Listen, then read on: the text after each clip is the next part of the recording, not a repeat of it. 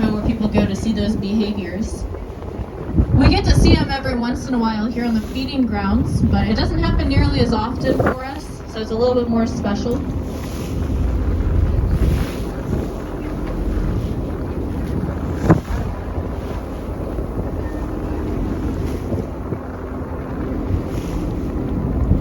Researchers aren't sure why whales do these behaviors, but they have several theories for it.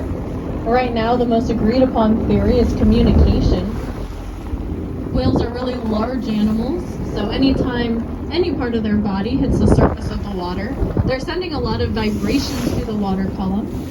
And sometimes when we see a whale doing some kind of surface behavior, we'll see another whale not too far away also do a surface behavior. So most researchers think it's a way for them to talk to each other, especially because it is so much more common on the breeding grounds. They think that communication is probably a form of competition.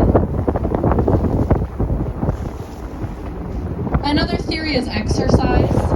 When whales are born, they're not born with the ability to dive very deep or to hold their breath for very long, but adults can hold their breath for over 45 minutes. So some researchers think they're just trying to build up the endurance to make those longer, deeper dives. And especially here on the feeding grounds, it is typically the calves or the juveniles that we see being most surface active. A couple whales popped up here.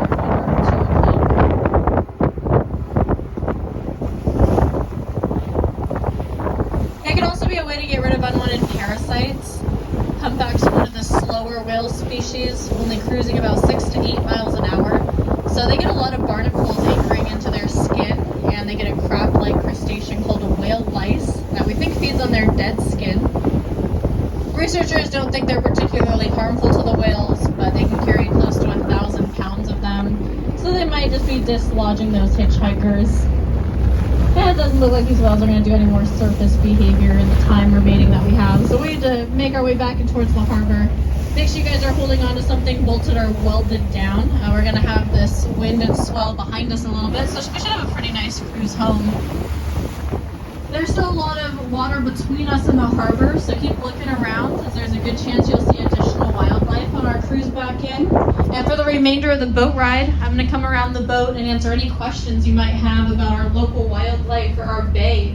So I'll be seeing you guys shortly, and enjoy your boat ride back in towards the harbor.